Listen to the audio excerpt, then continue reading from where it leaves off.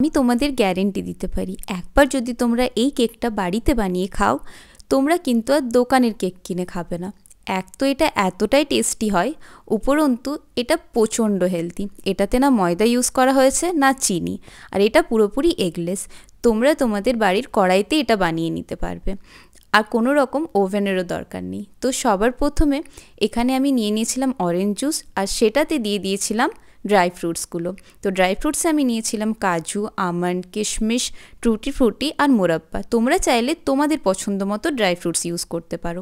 তারপর এটা 2 ঘন্টা মতো আমি রেখে দিয়েছিলাম সোক করতে, যাতে ভালোভাবে ফুলে যায়। আর এটা যদি তোমরা কেকে ইউজ করো তো ড্রাই ফ্রুটসগুলো কিন্তু নিচে তলিয়ে যাবে না, ইকুয়ালি মিক্স হয়ে যাবে, আর উপরন্তু টেস্টটাও খুব ভালো আসে। দেন এখানে আমি নিয়েছিলাম খেজুর গুড় এক্সট্রা টেস্টের জন্য। তোমরা চাইলে আখের গুঁড়ো ইউজ করতে পারো। ভালো করে গুড়টাকে মেল্ট করে ঠান্ডা হতে রেখে দিয়েছিলাম। তারপরে একটা বড় জায়গাতে নিয়ে নিয়েছিলাম সবার প্রথমে বাটার মেল্টেড করা, তারপরে দিয়ে দিয়েছিলাম ঠান্ডা করা গুড়টাকে। ভালো করে হুইস্কের দ্বারা মিক্স করে নিয়েছিলাম, যাতে গুড় আর বাটারটা একদম ভালো করে মিশে যায়। তারপরে দিয়ে দিয়েছিলাম 1 বাটি আটা, 2 চা চামচ বেকিং পাউডার, হাফ চামচ বেকিং সোডা, 1 চামচ দারচিনি পাউডার। তারপরে সব জিনিসগুলোকে কাট অ্যান্ড ফোল্ড করেই মিক্স করে নিও। এটা যদি হুইস্কের দ্বারা মিক্স করো তাহলে কিন্তু কেকটা ফেটে যেতে পারে।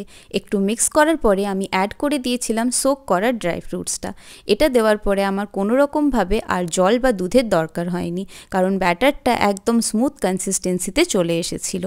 আর তারপর আমি গ্যাসে বসিয়ে দিয়েছিলাম কড়াই, আর সেটাকে মিডিয়াম ফ্লেমে হিট হতে দিয়েছিলাম ঢাকা দিয়ে। যে কোনো একটা পাত্র তোমরা নিতে পারো যেটাতে কেকটা বেক করবে, আর সেটাতে লাগিয়ে দাও বাটার। তারপরে আটা দিয়ে ডাস্ট অফ করে দাও, যাতে কেকটা বেরোনোর টাইমে কোনো রকমভাবে চিটিয়ে না যায়, খুব স্মুথলি বেরিয়ে যাবে। তারপরে ব্যাটারটাকে দিয়ে ভালো করে ট্যাপ ট্যাপ করে নাও, যাতে এটার মধ্যে কোনো লাম্পস না থাকে, কেকটা ইকুয়ালি ভালোভাবে ফুলে যায়। তারপর আমি ওপর থেকে ড্রাই ফ্রুটস দিয়ে সাজিয়ে দিয়েছিলাম। দেন আমি কড়াইতে বসিয়ে দিয়েছিলাম।